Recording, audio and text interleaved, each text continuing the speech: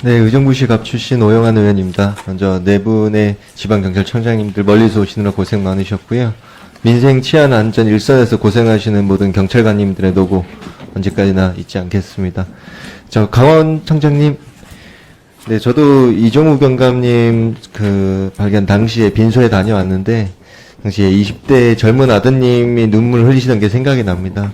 가족분들이 의로운 희생 뒤에 혼자 외로워하지 않도록 많이 마음 챙겨주시길 바라고요.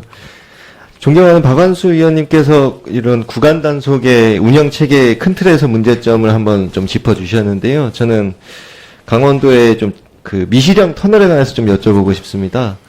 이 터널 직후에 굉장히 급격한 내리막이 있고 급격한 급경사도 올라오고 이렇게 굉장히 위험한 도로 아니겠습니까? 저도 많이 지나다녀 봤는데요. 2009년에 이 터널을 포함해서 구간 단속이 설치가 됐었죠. 그런데 2개월 만에 철거가 됐었더라고요. 그리고 이후에 2010년, 11년, 12년 매년 사망자가 발생하면서 또다시 13년도에 재설치를 했는데 이때 터널은 또 제외됐습니다. 그리고 터널 제외하고 구간 단속을 했지만 결국 사고 건수가 터널 포함해서 단속할 때보다 더욱 증가한다. 이런 감사원의 지적이 있으면서 다시 터널 포함해서 또 설치를 하셨죠. 그랬더니 좀 효과가 있었습니까? 예, 효과 있습니다. 네. 저는 궁금한 것이 이렇게 구간 단속을 설치했다가 철거했다가 다시 재설치했다가 단속 구간을 또 변경하고 이렇게 복잡하게 이루어진 이유가 있습니까? 그때는 아마 지역에서 좀 그거로 인해서 좀 불편하다. 그리고 또 단속을 해서 불편해서 민원 같은 게 많이 있었나 예, 보네요. 많이 민원이 있었다고 합니다. 그러니까 아무래도 관광 지역이고 그러다 보니까 네네. 거기 좀 그런 민원이 좀 있었던 네, 말씀하신 것처럼 이 관광으로 유명한 강원도인 만큼 내국인 관광객이 연간 누적 1억 명을 넘는다고 들었습니다. 또 주말이면은 평균 통행량의 이렇게 25% 이상 증가한다고 하고요. 그만큼 많은 사람과 많은 자동차가 몰리겠죠. 그런데 강원도의 교통사고 1000건당 사망자가 이제 24.7명, 전국의 14.58명보다 10명 이상 많습니다. 물론 경북 지역도, 경북청장님, 예, 경북이 더 많죠. 예, 그렇습니다. 강원도와 경북 제가 생각할 때는 산간 지역들 많지 않습니까? 이런 도로가 위험한 특성상 구불구불하고 이렇게 급격한 내리막 같은 게 많다 보니 좀 더 사망자가 많이 나오는 것 같긴 한데, 이 도로 환경이 위험하다면 그만큼 더욱 효과적인 단속을 고민하셔야 되지 않나, 또 이런 안전운전을 계도하실 수 있는 이런 노력이 더 필요하시지 않나, 그런 생각을 한번 해봤습니다. 네, 강원 청장님 그리고 경북 청장님 이 부분은 좀 사고 발생당 사망 건수 줄이기 위한 노력 좀 해주시고요. 단속 이야기를 하면서 또 충북 청장님께 잠깐 불편하신 부분을 좀 짚고 가겠습니다. 얼마 전 음성경찰서에서 이 자유 게시판에 사과문을 올리신 적이 있으시죠?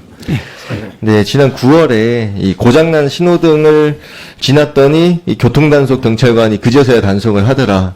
신호위로 위반했다. 함정 단속 논란이 이제 크게 인터넷에서 좀 이슈가 됐던 적이 있었습니다. 당시에 이 함정 수사 논란에 대해서 음성경찰서에서 참 문책 처분에 인사 조치까지 이렇게 하신다고 들었는데요. 문제는 동일 장소에서 이 단속된 경우가 전체 단속의 17%에 해당했다고 합니다. 해당 경찰관이 단속한 건 중에 17%가 딱 그 지역에서 기다린 것처럼 했다고 합니다. 그런데 저는 그 경찰관 개인의 일탈, 경찰 개인의 문제라기보다는 이것이 좀 단속 실적에 대한 압박, 그런 것이 좀 심하지 않나. 일선 경찰관들이 그런 것에 좀 많이 스트레스를 받고 있는 것은 아닌가, 그런 생각을 해봤는데 어떻게 생각하십니까? 예, 단속 지역은 현재 기본적으로 화물 차량이 많이 있고요. 그 다음에 거기도 통계를 보면 3년간에 교통사고만 33건이 발생했습니다. 그래서 아주 사고 발생 위험 지역이고요. 그 다음에 우리 직원들에 대한 단속 건수는 저희가 이렇게 공개를 하지 않습니다. 그래서 상대적으로 실적 경쟁이나 이런 건 없는 건가요? 그런 건 없습니다.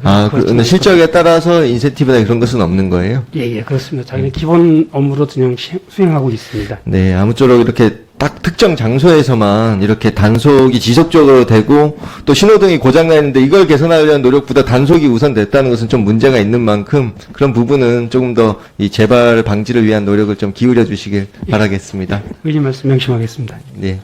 또 제주 경찰청장님 또 멀리서 오셔서 하나만 좀 여쭙고 싶습니다. 예. 이 데이트 폭력 신고가 제주도가 좀 눈에 띄게 이 검거 비율이 낮더라고요. 이 제주도의 데이트 폭력 건수가 2016년에 비해서 19년까지 약 6배 넘게 증가를 했고요. 18년에는 20%대로 검거율이 떨어졌다가 점점 떨어지고 있습니다. 이 검거하지 못한 인원이 1,500여 명에 이른다고 하는데 특별한 이유가 있는지 한번 여쭙고 싶습니다. 예, 의원님, 요 부분은 저희들도 국감 준비하면서 통계가 이상해서 저희들 전국 통계를 받아서 어제 저녁 때 좀 분석을 좀 했습니다. 네네.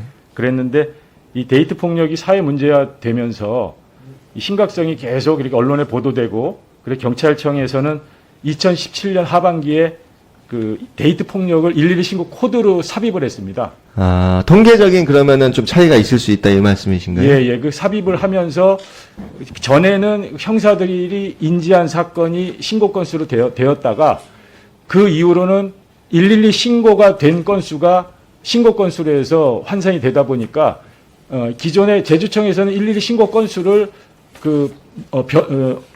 분모로 해서 검거 건수를 하다 보니까 이렇게 됐는데요. 여기